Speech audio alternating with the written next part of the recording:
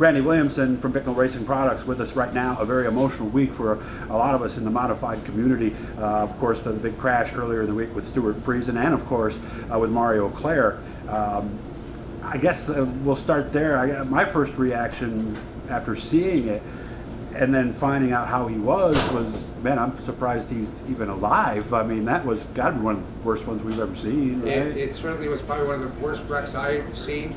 I mean, I wasn't here the night that Giltig got hurt. I didn't see the Colby Shorter one at Lebanon Valley. I did see the video of it. I did see Selinsgrove.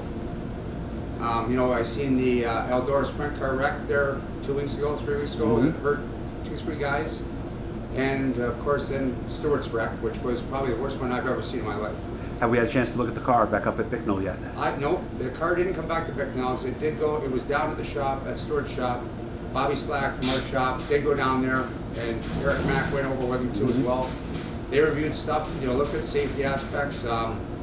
Naturally, with every accident becomes we need to do something with this. Right, we need to learn from it. We learn from it, right? We always do. And I thought that I always felt our cars are very safe in the roll cage area, which the roll cage did its job, all considering.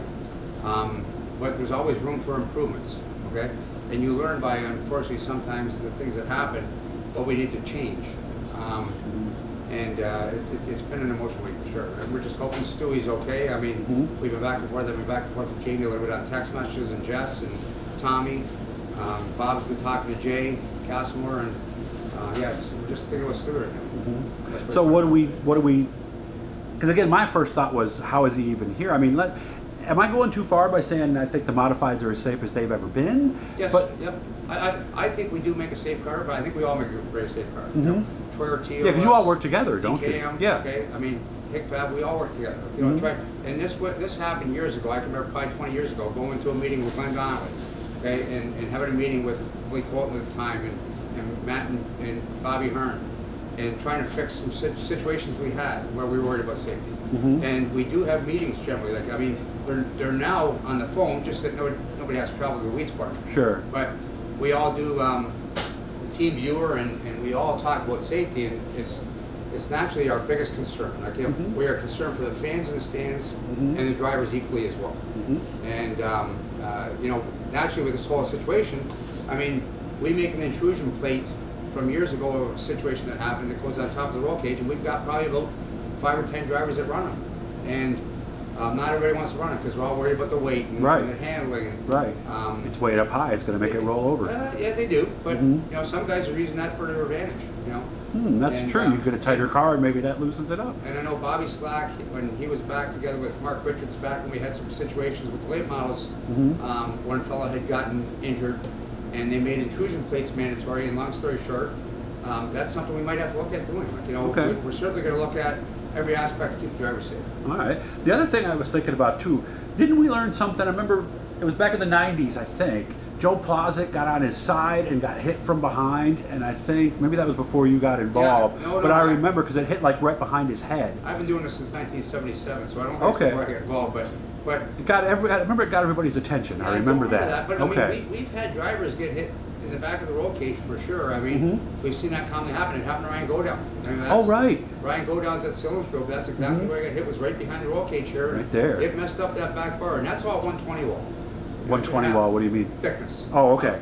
That's our mandatory rule. We have to be 120 wall in the main cage, and it looked like a pretzel, if you know what I mean. Really got it that good. So if you just think about 120 wall, but we also got to remember too, we can't be too stiff, too rigid, where the drivers can take all the punishment, right? I mean, so that's the other thing that happens too. Well, I was talking to somebody who's running an older chassis here actually in the sportsman division, and he's thinking about moving up. What is the biggest thing like in 20 years that has changed? Safety's the biggest thing? Since Earnhardt got killed, Dale Earnhardt, unfortunately, we all learned a lot from that, from Hans Device's mandatory. Even in our form of racing, we learned from that. Oh yeah. Okay. Yeah, exactly, and I think all the safety companies are on top of making, like, I know Steve Kirky with Kirky Seats and Randy LaJoy. They've improved the seats. They've That's a big factor too, right? The safety wear, the fire suits.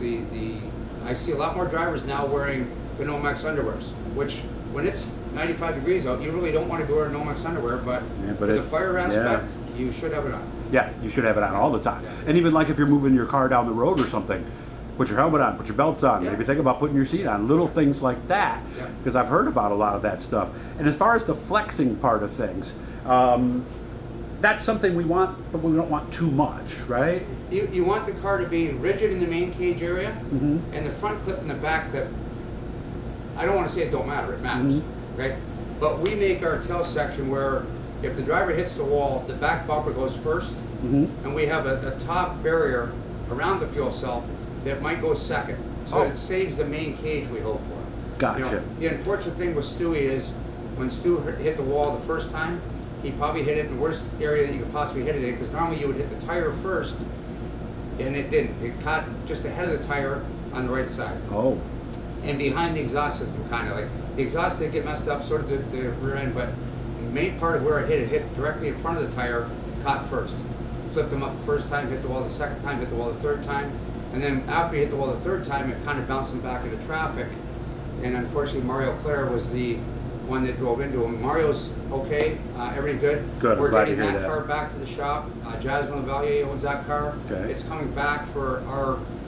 But that car was very good considering he hit it with the main cage bars, Mhm. and they have 2 dents in the main cage bars. so it's done at that It point. was not major. I mean, Mario got dinged up a little bit. Is the best way to put it. You know what I Okay, mean? okay. But naturally, not as bad as what Stu got. For sure.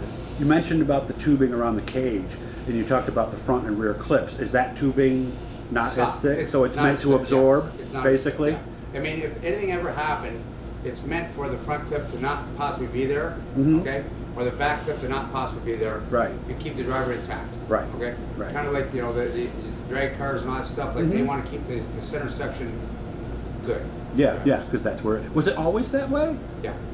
Well, Even yeah, 20 or it 30 was- years like I ago? said, it was more or less. 'Cause I thought guys just put the- back in the day, just you know, grabbed a the pile of asphalt- tubing and cut it and built it, Asphalt right? modifieds, when they were making the asphalt modifieds, and they were making them more and more rigid, and we had a few guys that lost their lives, you know, with the cars being so rigid when they got the wall. And then actually it was Yeah. Billy Colton Sr. that brought up the soft walls at I didn't Lancaster know that. Speedway, and you know, that was a blessing in disguise, and that was prior to the Earnhardt accident. You know. Well, let's hope we don't have anything else this year. Nice, Exactly. quiet Sure. rest of the year. But I'm glad to know you guys. And this is one of the big things that I learned early on too. Everybody thinks that the guys at Troyer don't like the guys at Bicknell, and they don't like the DKMs, and they don't like the TOs. It's not that way at all, guys. We're all They all working get together, they share information, and their biggest goal is to, yes, be fast, Yeah. but primarily be safe. And get better, Stewie. We miss you.